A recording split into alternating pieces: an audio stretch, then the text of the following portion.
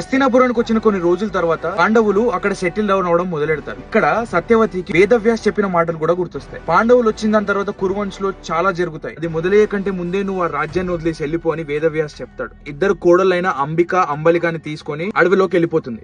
ఇక్కడ పాండవులు వాళ్ళ రాజరికానికి అలవాటు పడతారు. పాండవులు కౌరవులు ఇద్దరు కలిసే శిక్షణలు తీసుకునేవాళ్ళు. భీష్ముడికి పాండవులు అంటే చాలా ఇష్టం. అందులో అర్జునుడు అంటే ఇంకా ఎక్కువ ఇష్టం. ధృతరాష్ట్రుడు కూడా వాళ్ళకు తండ్రి లేడని ఎప్పుడూ ఆ లోటు లేకుండానే చూసుకున్నాడు.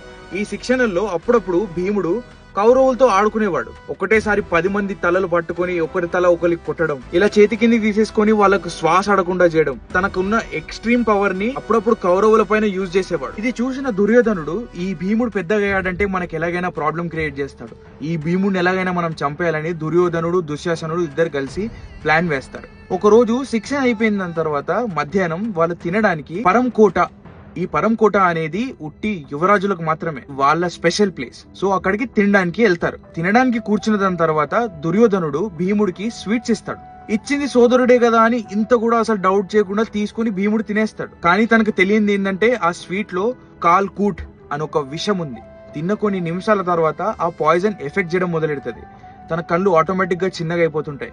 సేపటి తర్వాత భీముడు అన్కాన్షియస్ అయిపోతాడు. అన్కాన్షియస్ అయిపోయిన భీముడి బాడీని దుర్యోధనుడు దుశ్శాసనుడు తీసుకెళ్లి దగ్గరలో ఉన్న నదిలో పడేస్తారు. నది ప్రవాహంలో భీముడి బాడీ కొట్టుకుంటూ నాగలోకానికి వెళ్ళిపోతుంది. ఈ భీముడు బాల భీముడే, కానీ శరీర ఆకారం చాలా పెద్దది. ఆ పెద్ద ఆకారం వెళ్లి అక్కడ ఉన్న పాముల మీద పడిపోతుంది. ఆ పాములు భీముడిని కాటేయడం మొదలెడతాయి. ఇక్కడ భీముడికి వచ్చిన అడ్వాంటేజ్ ఏంటి అంటే తన బాడీ లోపల ఉన్న పాయిజన్ ఏదైతే ఉందో కాల్కూట్, దానికి యాంటీడోట్ ఈ పాముల పాయిజన్. అది బాడీలోకి వెళ్ళి భీముడు కాన్షియస్నెస్ లోకి వస్తాడు. తను అక్కడికి ఎలా వచ్చాడో తనకు అర్థం కాదు. దానికంటే ముందు ఈ పాముల్ని ఎలా కొట్టాలి, సో ఆ పాముల్ని తీసుకుని మొత్తం చుట్టుపక్కల అంతా విసిరేయడం మొదలెడతాడు.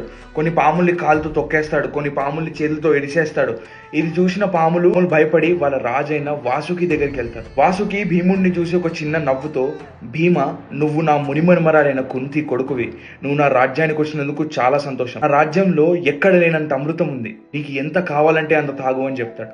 ఇక్కడ అమృతం గ్లాసుల్లోనో చిన్న బకెట్ల్లోనో ఉండదు. ఒక బావి ఎంత ఉంటది, అలాంటి బావులు 8 తాగుతాడంట భీముడు. అమృతం తాగినాక భీముడికి 10,000 ఏనుగుల బలం వస్తుంది. అంత అమృతాన్ని తాగి అలసిపోయిన భీముడు 8 రోజులు ఆ నాగలోకంలోనే పడుకొని హస్తినాపురానికి రిటర్న్ వస్తాడు. రాగానే వాళ్ళ సోదరులందరికీ తన అడ్వెంచర్ గురించి చెప్తాడు. ఎలా నీళ్ళలో కొట్టుకుని వెళ్ళిపోయాడు. చిన్న పిల్లలు కదా, ఆ ఎక్సైట్మెంట్ తో చెప్తాడు. దాని తర్వాత ధర్మరాజు పాండవులకి ఒకటే చెప్తాడు, మనం ఇప్పటి నుంచి వేసే ప్రతి ఒక్క అడుగు చాలా జాగ్రత్తగా వేయాలి.